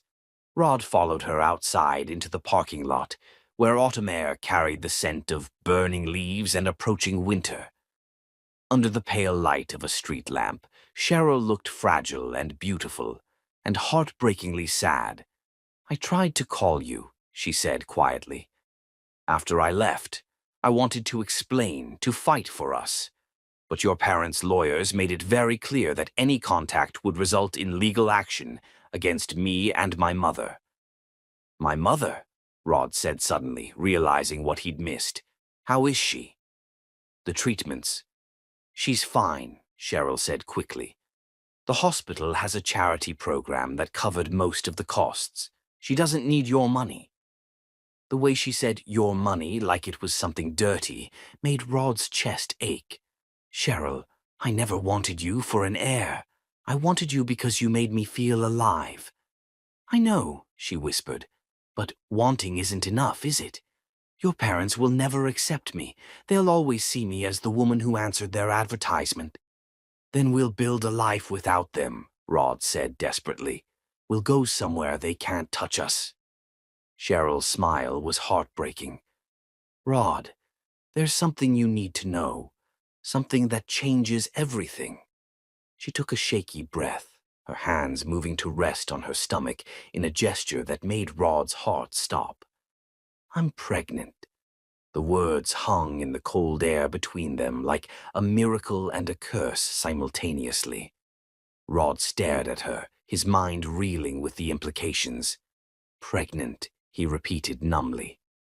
8 weeks, Cheryl confirmed, tears streaming down her cheeks. "I found out 2 days ago. I've been trying to figure out what to do, how to tell you, whether I even should tell you." Rod reached for her, but Cheryl stepped back, shaking her head. "Your parents were right about one thing," she said. "This is too complicated, too messy. You have your whole life ahead of you, and I won't trap you with a baby you never asked for." "Trap me," Rod's voice cracked. "Cheryl, you're carrying my child, our child. How could that be anything but a miracle?" "Because it makes everything your parents said look true," Cheryl replied. "The gold digger who got pregnant to secure her future. The woman who manipulated a lonely man into love." "That's not what happened, and you know it," Rod said fiercely. "Do I?" Cheryl asked. "Because right now I can't tell the difference between love and obligation, between what was real and what was just the contract we were both trying to fulfill." She turned to walk away, but Rod called after her, his voice breaking with desperation. "Don't run again," he pleaded. "Please, we can figure this out together." Cheryl paused without turning around. "I need time to think. About the baby, about us, about what's best for everyone." "How much time?" Rod asked. "I don't know," she whispered, and then she was gone, disappearing into the diner and leaving Rod standing alone in the parking lot with his heart in pieces. As he drove back to Manhattan, Rod realized that finding Cheryl had been the easy part. Convincing her to trust their love again, to believe in a future together despite his parents' interference, would be the fight of his life. But he was ready for that fight, because the woman he loved was carrying his child, and he'd be damned if he'd let fear or doubt or family pressure destroy their chance at happiness. This time, He wouldn't let her run. This time, he'd prove that their love was worth fighting for. Chapter 10. Life and Love. 3 months, 91 days of private investigators, dead-end leads, and sleepless nights that stretched into gray dawns. Rod had searched every hospital, every clinic, every women's shelter within a 500-mile radius of Millbrook. Cheryl had vanished again, this time taking his unborn child with her, and the uncertainty was eating him alive from the inside out. He'd lost 40 pounds, his business was hemorrhaging money as he focused entirely on the search, and his parents had finally stopped their legal maneuvering, partly because Rod had transferred his assets into an untouchable trust, and partly because even they seemed disturbed by their son's obsessive quest. "She doesn't want to be found," his mother had said during their last conversation. "Perhaps it's time to accept that and move on." But Rod couldn't move on. Not when Cheryl was carrying his child, not when she was alone and probably struggling financially, not when every day that passed brought her closer to her due date, a date he'd calculated and recalculated until the numbers were burned into his brain. The breakthrough came from the most unlikely source. Detective Sarah Chen, the private investigator Rod had been working with, called him at 2:47 a.m. on a Tuesday in December, with excitement crackling in her voice. "I found her," she said without preamble. "Small town in upstate New York called Pine Valley. She's been working at a diner called Maggie's Place, paying cash for a room above the restaurant." Rod was already reaching for his keys. "Send me the address." "Mr. Turner, wait." Detective Chen's voice carried a note of urgency that stopped him cold. "There's something else. I spoke to the diner owner, discreetly, and according to her, your girlfriend's pregnancy has been difficult. High blood pressure, early contractions. She's been working double shifts to save money for medical bills." Terror crystallized in Rod's chest like ice. "Is she okay?" "As of yesterday, yes. But Mr. Turner, she's due any day now. If you're going to do this, you need to go now."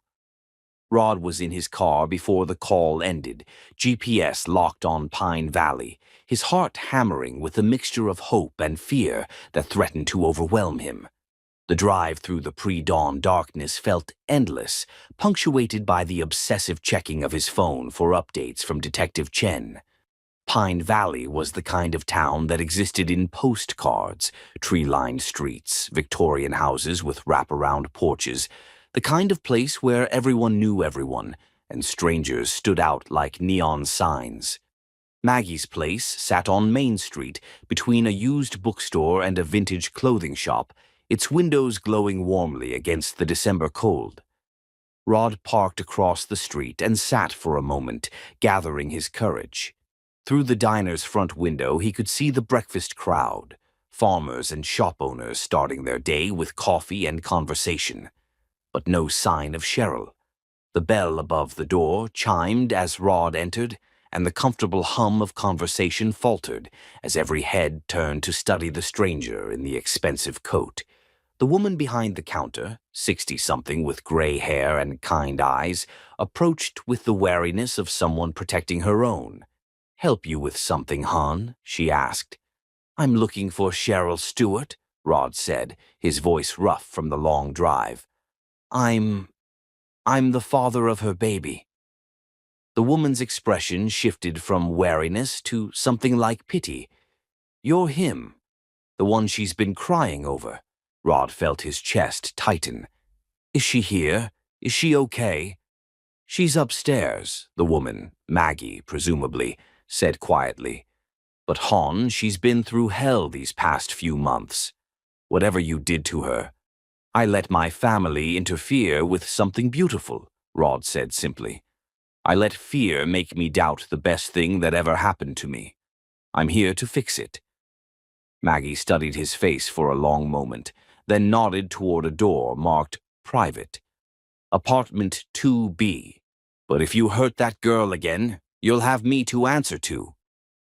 Rod climbed the narrow staircase with his heart in his throat, each step bringing him closer to the moment he'd been dreaming of for 3 months.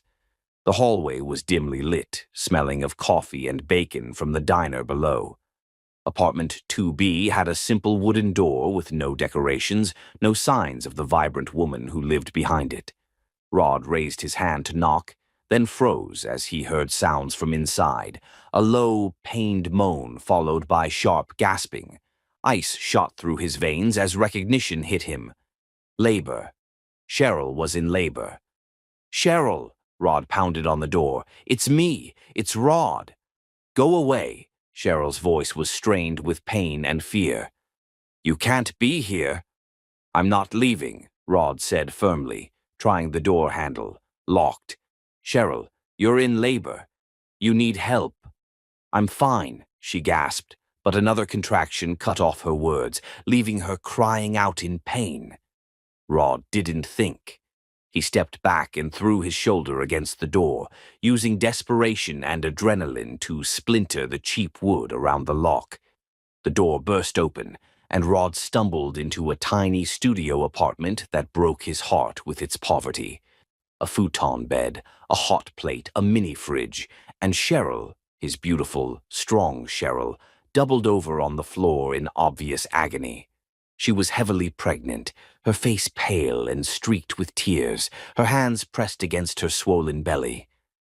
"Cheryl," Rod breathed, dropping to his knees beside her. "How long have you been like this?" "Since midnight," she whispered, then grabbed his hand as another contraction seized her. "Rod, I'm scared. Something's wrong. There's blood." Rod looked down and felt his world tilt sideways. The towel beneath Cheryl was soaked with more blood than seemed safe, and her skin had a grayish pallor that screamed medical emergency. "We need to get you to a hospital," Rod said, already reaching for his phone. "No hospital," Cheryl said desperately. "I can't afford—" "I don't give a damn about money," Rod cut her off, dialing 911. "You're bleeding too much." "Our baby." His voice broke on the words. "Our baby needs help." The 911 operator was professional and calm, but her questions filled Rod with increasing dread. How much blood? Was the baby moving? How far apart were the contractions? 20 minutes for an ambulance, the operator finally said. "There's a snowstorm moving through and emergency vehicles are backed up." 20 minutes. Rod looked at Cheryl, who was growing paler by the second, and knew they didn't have 20 minutes. "I'm going to have to deliver the baby myself," he told the operator, his voice somehow steady despite the panic coursing through his veins. "Sir, are you medically trained?" "No, but I'm not letting my family die while we wait for help." For the next 30 minutes, Rod lived in a nightmare. Following the operator's instructions, he helped Cheryl through each contraction, his hands shaking as he tried to provide comfort while preparing towels and water. Cheryl gripped his fingers with superhuman strength, her nails leaving marks that Rod would wear like badges of honor. "I'm sorry," she gasped between contractions. "I'm sorry I ran. I'm sorry I didn't trust us." "Don't apologize," Rod said fiercely, stroking her hair back from her face. "You have nothing to be sorry for. I failed you. I let my parents poison what we had." "I love you," Cheryl whispered, her eyes bright with tears and pain. "I never stopped loving you." "I love you too," Rod replied, his own tears falling freely. "And I'm going to love our baby. We're going to be a family, Cheryl. A real family." The paramedics burst through the splintered door like angels of mercy, just as Cheryl's labor intensified. Their professional competence took over where Rod's desperate love left off, working with swift efficiency to stabilize both mother and baby. "Contractions are coming fast," the lead paramedic announced as they prepared for transport. "We're going to deliver this baby right here." Rod held Cheryl's hand throughout the delivery, whispering words of love and encouragement as their son made his dramatic entrance into the world.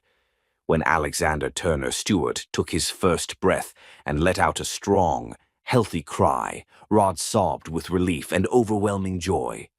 "He's perfect," Cheryl whispered, exhausted but radiant as the paramedics placed their son on her chest.